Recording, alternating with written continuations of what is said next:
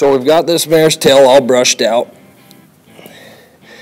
If we wanted to make it not as poofy and full, what I would do is water it down, wash it, not necessarily soap and conditioning it, just wash it, get it wet. The weight of the water will help to pull it down, straighten it out, and get these kinks out. These don't really bother me at all. They're not going to cause any damage. We're going to condition it before we put it in the tail bag. You can see this mare's got a pretty good tail already. So we just use your typical 3-strand braid.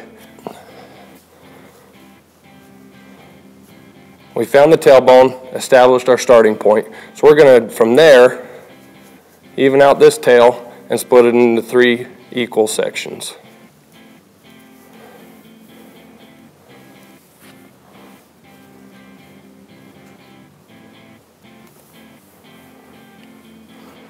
Now, see how easy these hairs pull apart when I separate them? That's due to proper brushing. Wouldn't be able to do that if we didn't brush it properly.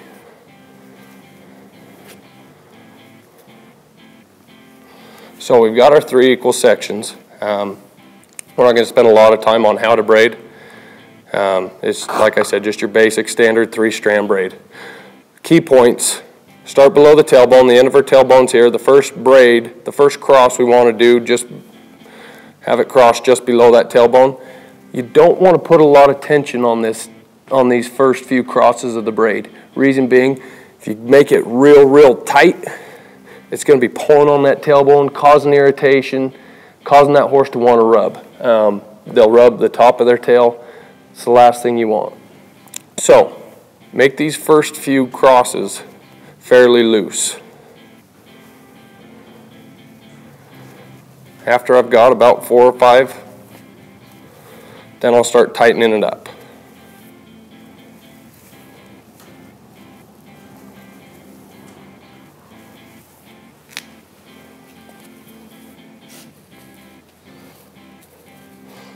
Now remember, this tail is going to be in this tail bag. It's going to be swished.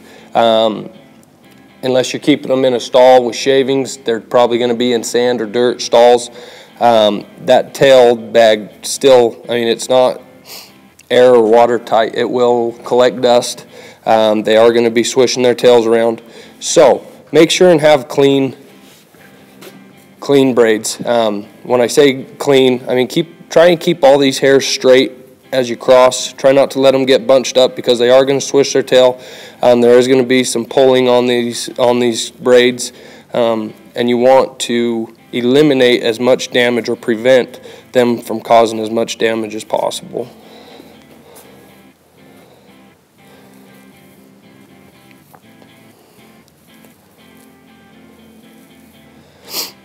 Now I'm starting to feel this hair bunching up here down towards the bottom. And so what I'm going to do, I'm going to hold my braid here. I'm just going to brush this where this is kind of poofed out and real thick here. I'm just going to brush this out. And what this is going to do is help prevent these ends from breaking while they're in that tail bag. So then I'll go back and separate the 3 strands and continue my braid.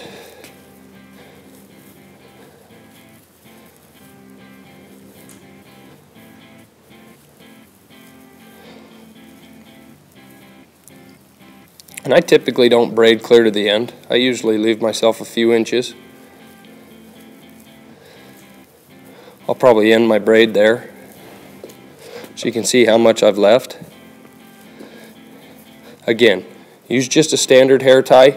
If you don't have a standard hair tie, one thing that works really well is black electrical tape. Don't recommend using different kinds of tape. The reason we like black electrical tape is it's pliable and you can stretch it, so you can get a good stretch and a good tight band.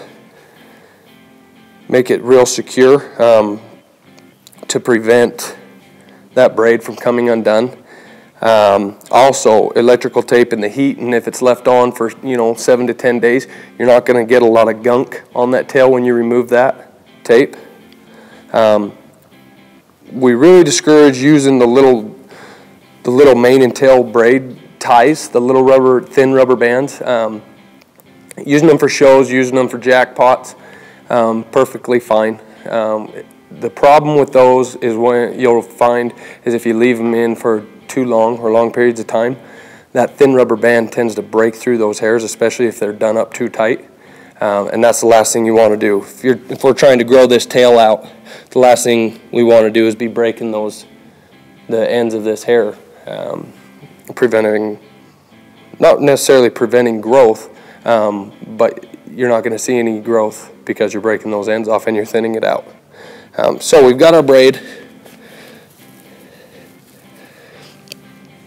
We'll get the tail bag in the conditioner and show you how to apply it.